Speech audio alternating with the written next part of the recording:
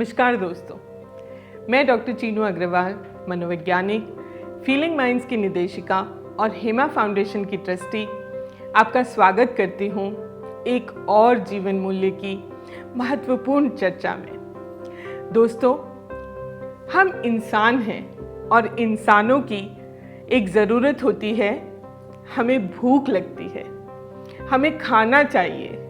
अगर हमें खाना नहीं मिलेगा, पीने के लिए पानी नहीं मिलेगा, तो शायद हम जी ही नहीं पाएंगे।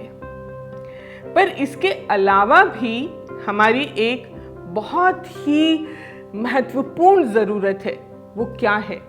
वो है प्रेम, प्यार, स्नेह और उसके साथ साथ एक भावना कि हम सुरक्षित हैं, सेफ हैं।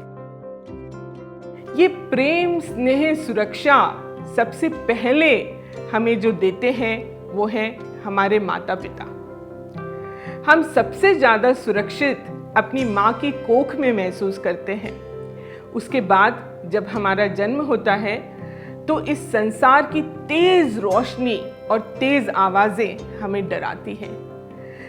जब भी हम डरते हैं, हम अपनी माँ को सुरक्षा के लिए ढूंढने लगते हैं। संरक्षण के साथ साथ हमारे माता पिता हमें पोषण भी देते हैं।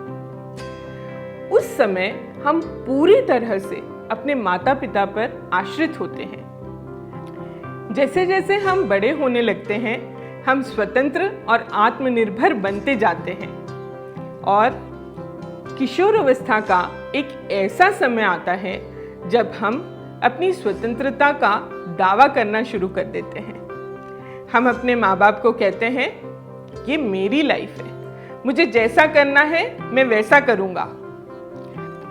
अधिकांश माता पिता और शिक्षक ये सोचने लगते हैं कि केवल अपने अधिकार के कारण ही वे सम्मान के पात्र बन गए हैं। वे आज्ञाकारिता और सम्मान की बच्चों से हर वक्त मांग करते हैं, लेकिन वे ये भूल जाते हैं कि सम्मान तो असल में दो तरफा रास्ता है। बच्चे और खासकर किशोर अपनी सोच को विकसित कर रहे हैं। उनको भी ये अधिकार है कि वो अपने विकल्पों की खोज करें और हमारे सामने उनको बेझिझक रख सके। माता पिता के लिए बच्चों के साथ आत्मीय संबंध बनाए रखने के कुछ तरीके हैं। हर वक्त बच्चों को निर्देश देने की बजाय बच्चों से चर्चा करने की भी कोशिश करें। उन्हें अपनी बात रखने के लिए एक सुरक्षित जगह दें। जब वे बोले तब आप ध्यान से सुने, उनकी बात को समझने की कोशिश करें, उनकी परिस्थितियों के साथ सहानुभूति रखें, उनकी क्षमता पर विश्वास करें। जब आप उन पर विश्वास करेंगे तभी वे स्वयं पर विश्वास कर पाएंगे।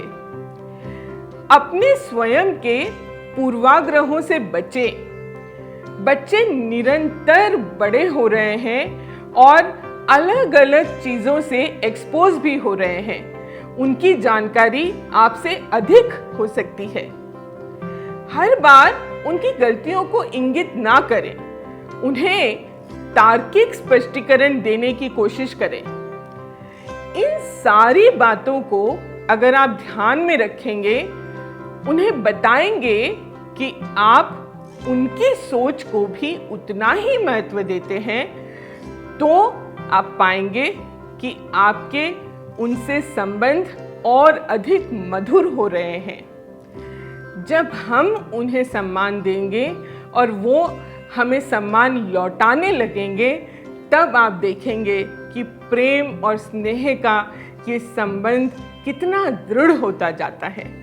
इस बात को ध्यान रखते हुए हम अपने ही बच्चों को बहुत ही अच्छी तरह से खिलते हुए, बढ़ते हुए देखने लगेंगे।